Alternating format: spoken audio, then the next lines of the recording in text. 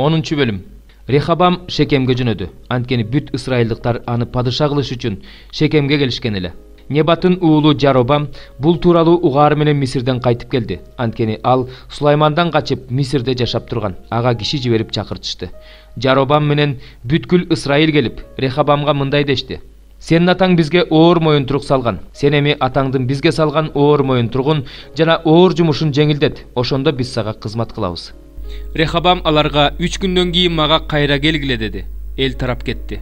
Рехабам падыша атасы Сулайман тирүү кезинде анын алдында турган аксакалдар менен кеңешип, алардан кандай кеңеш бересиңер? Бул элге эмне деп жооп берейин деп сурады. Алар: эгерде сен бул элге жакшы мамиле кылсаң, алардын көңүлүн алсаң, алар менен жакшы сүйлөшсөң, анда алар сага өмүр бою кул болушат дешти.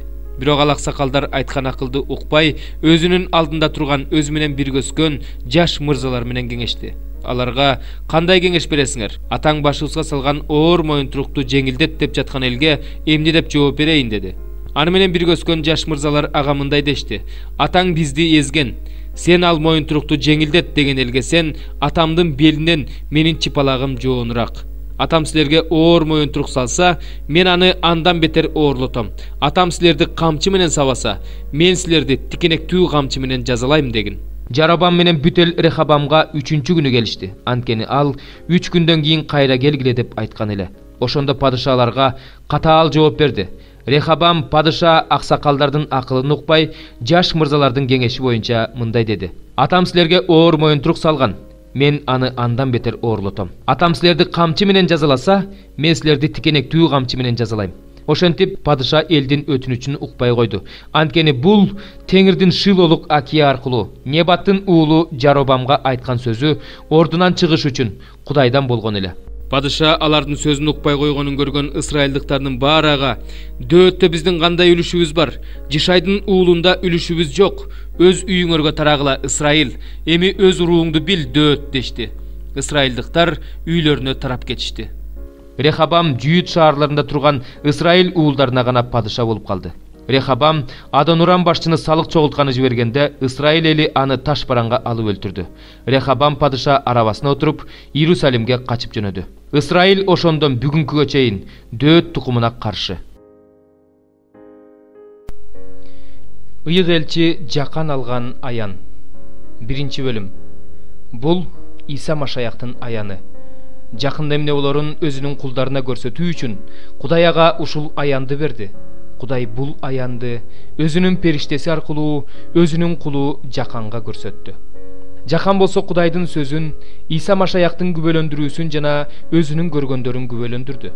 Ушул пайгамбарчылыктарды окугандар жана уккандар, ошондой эле аянда жазылганды кармангандар бактылуу, анткени убакыт жакындап калды.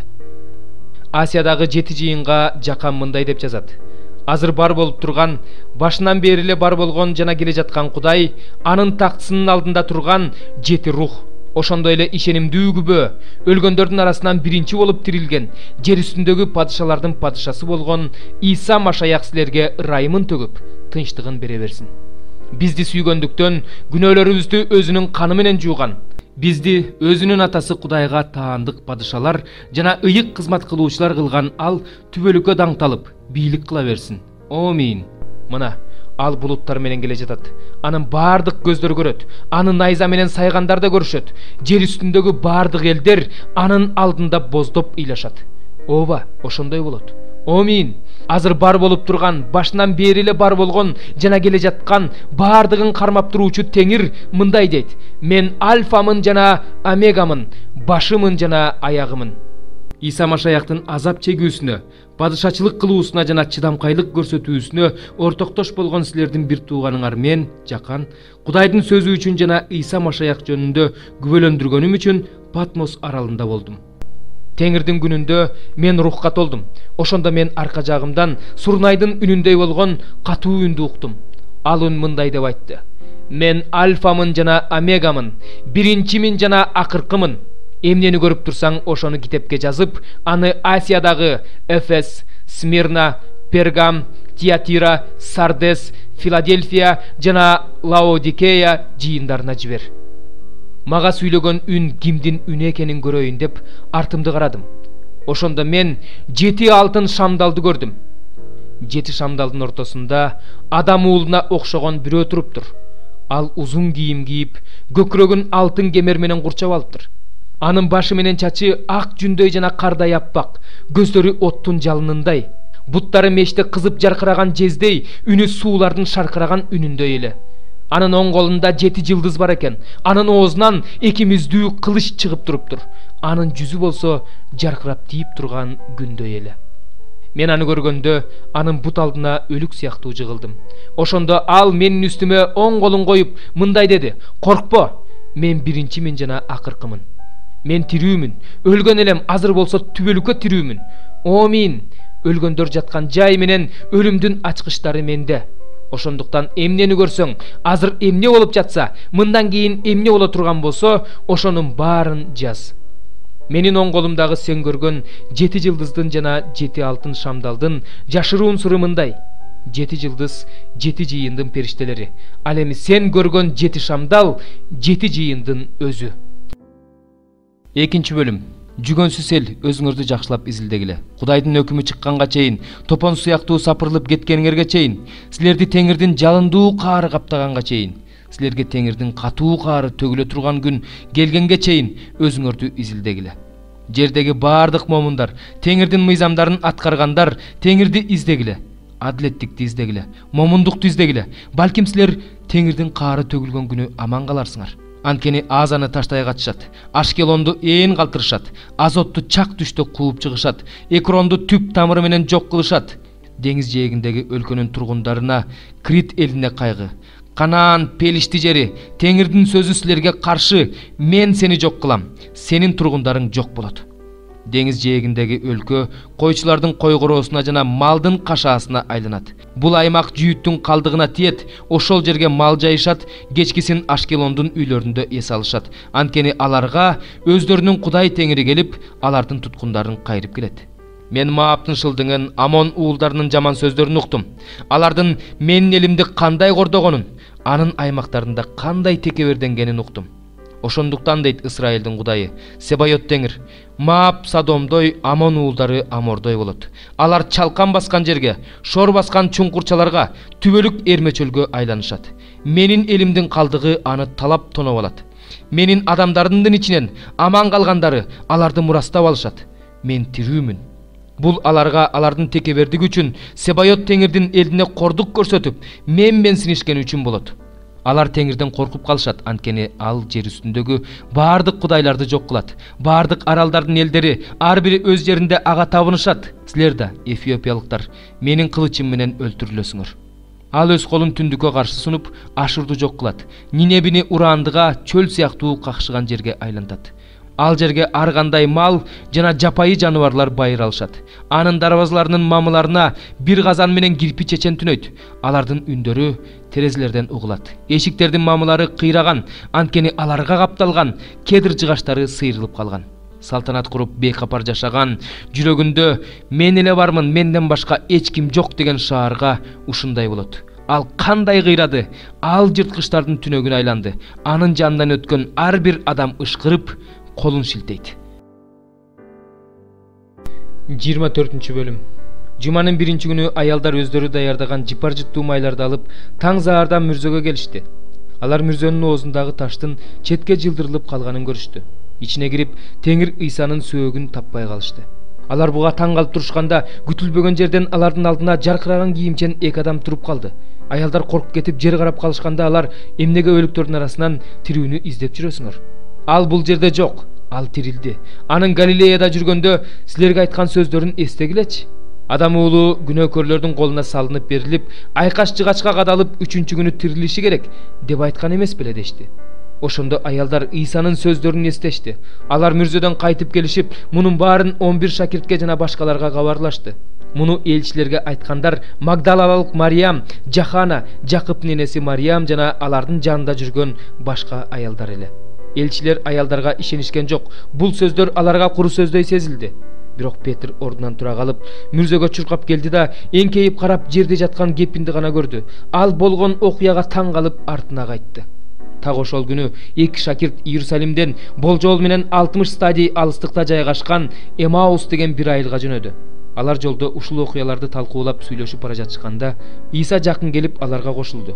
Бирок алардын көздөрү жабылып калгандыктан аны таанышкан жок.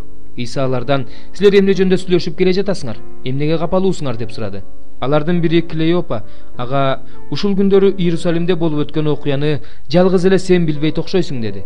Иса алардан: "Кайсы окуяны?" деп сурады. Алар ага мындай деп жооп беришти: "Назареттик Исаны эмне кылышканын билбейсиңби? Ал Кудай алдында, эл алдында иши менен да, сөзү менен да күчтүү пайгамбар болчу. Биздин башкы ыйык кызмат кылуучуларыбыз, башкаруучуларыбыз аны өлүм жазасына тартыш үчүн кармап берип, айкаш жыгачка кадатып салышты. Бул окуянын болгонуна 3 күн болду. Биз болсо ал Исраил элин куткарат деп үмүттөнүп жүргөнбүз. Бирок арабызда жүргөн кээ бир аялдар бизди аябай таң калтырышты. Алар таң заардан мүрзөгө барып, анын сөөгүн таппай калышыптыр. Кайтып келишкенде анын тирүү экендигин айткан периштелерди көрүшкөндүгүн айтышты. Биздин арабыздан кээ бирөөлөр мүрзөгө барышса аялдардын айткандай болуп чыгыптыр. Бирок алар Исанын өзүн көрүшпөптүр."